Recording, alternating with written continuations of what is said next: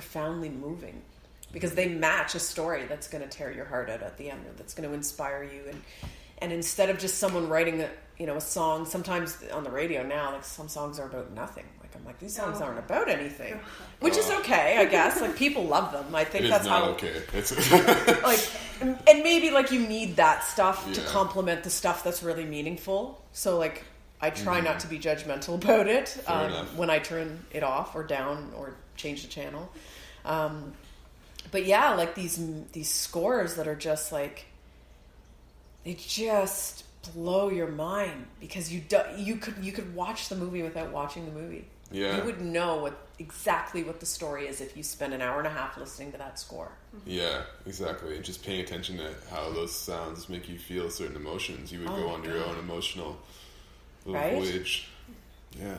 So it's really like, I have so much appreciation for the people who can move people visually or musically, like, or stand up in front of a room of people and move a crowd with words. It's like astounding. It really is.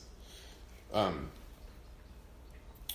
thing that popped in my head when you said like people getting up in front of a crowd, stand-up comedians, tying back into what I was talking about with our ability to perceive beauty, we can also perceive humor and laugh as if it's something that's out in the world that we recognize, and it stimulates that response where you just erupt and belly laugh. I think that's crazy too. Like you can't talk about existence in any complete way without including how it's hilarious. I mean, and so that's just another thing that blows my mind to me. I mean, the fact that you can't tell a story of only tragedy because it leaves out the fart joke. Yeah. It's like, there's just... and so I find this fascinating with humor. It is like, so if you speak more than one language, you can tell a joke in one language and it's funny, and you can tell it in another language and it's not funny. Mm-hmm. So humor is like base level dependent sometimes. Some stuff is universally funny, like visual humor tends to be funny universally, but like language-based humor is actually sometimes dependent on the language. Like I grew up speaking French. I was in French immersion, but I could never understand French humor because I wasn't culturally raised French, right? So like when actual humor came up in film or on radio or in shows or in class, I was like, I don't get it. Yeah. I don't get why it's funny. Like, I don't understand what just happened here. And it really started to amaze me that it is kind of sometimes dependent. Mm-hmm. I don't know if it's cultural. I don't know. I think it might have to be, at least in part, because, well, I mean, even just the difference watching some of the British stand-up guys in Britain performing as opposed to the Americans, and some of the American guys will do this too, but in Britain, it's just so much more dry and crass and like gonna call the guy in the front lines mother a whore or something, and just like they'll just insult the crap out of each other, and they all laugh and laugh and laugh. And then you'll go to some places, and depending on how sensitive the crowd might be, they'll just think you're the biggest douchebag ever. It's like kind of lowbrow in some ways, but I mean, and that's also like a white English-speaking culture too, and there's differences. Yeah. So, and then if you watch Chris Rock's last big show, was it Chris Rock? I'm trying to think. But they threw together pieces of his show, and it was the same stand-up show, and he did it in like the biggest cities in the world, and they pieced it together. And I remember having the thought how amazing it was that he could consistently do this show in Germany, in London, in Boston, in New York, and sell out crowds and make people laugh. Like, to find that humor that can transcend location and culture is pretty impressive.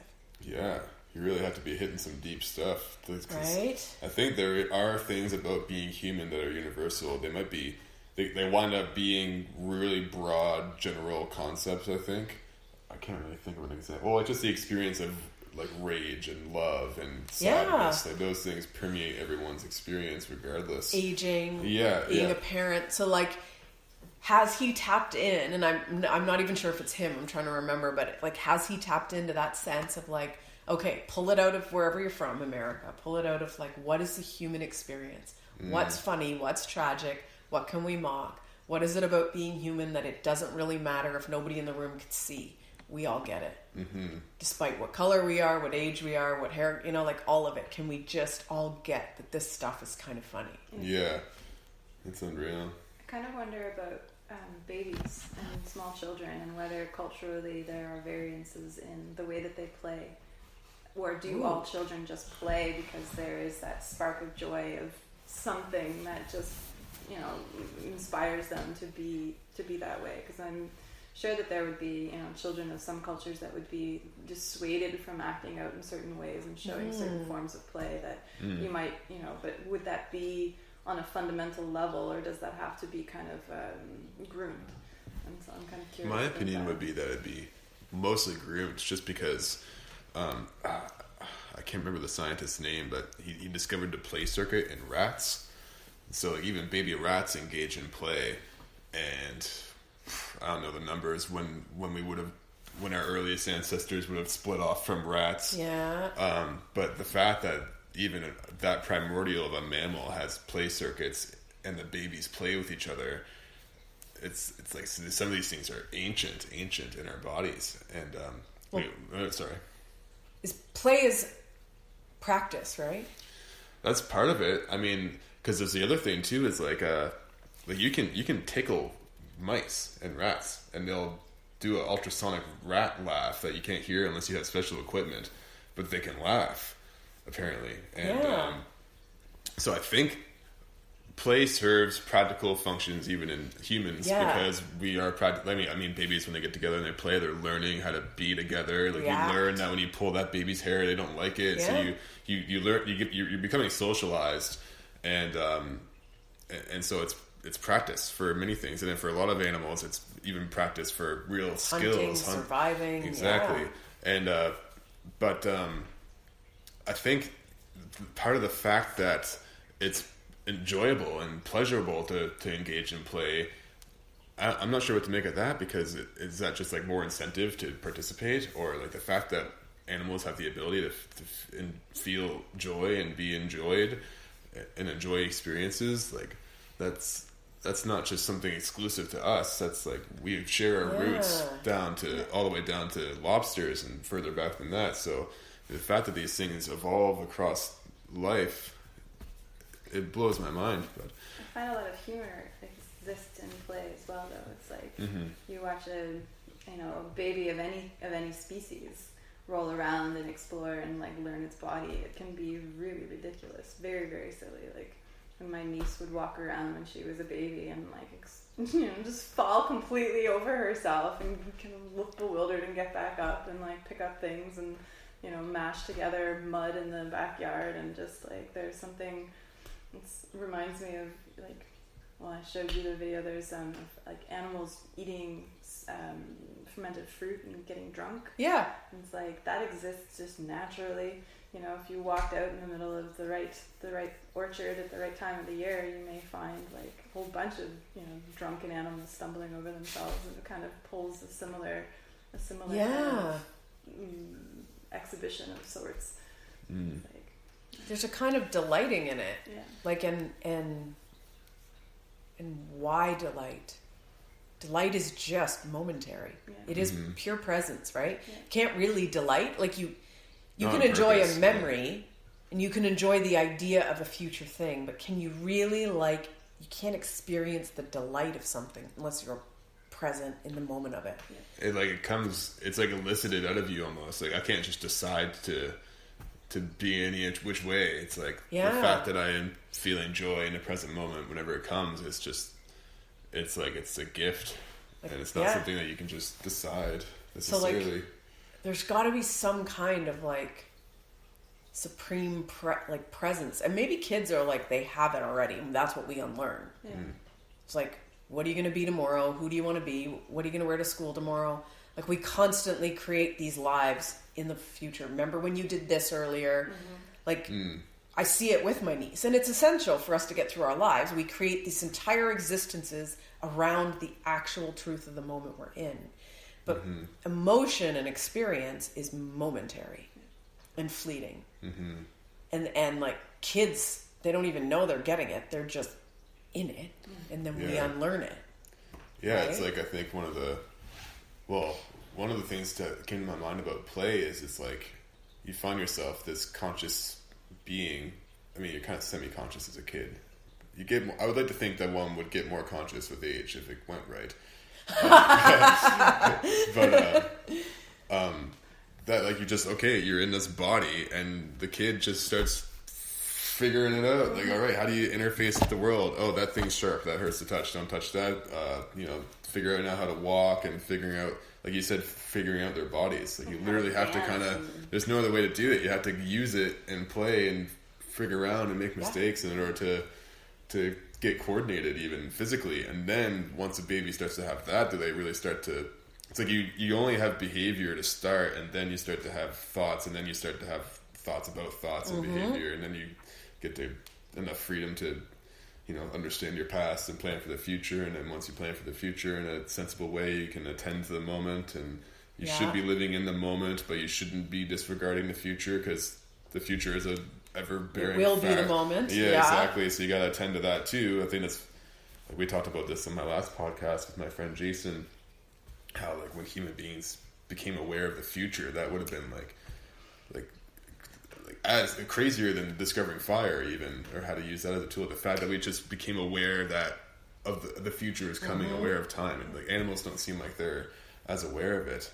I mean, some of them exhibit planning to a degree, but the fact that I can conceptualize that I'm going to die however many decades in the future, or tomorrow, or on the way home, or whatever, it's like, hopefully if I attend to the future properly now by being present in the proper way, then I won't die on the way home today, if I can help it. And that's just part of the reason we've kind of gotten crazily successful.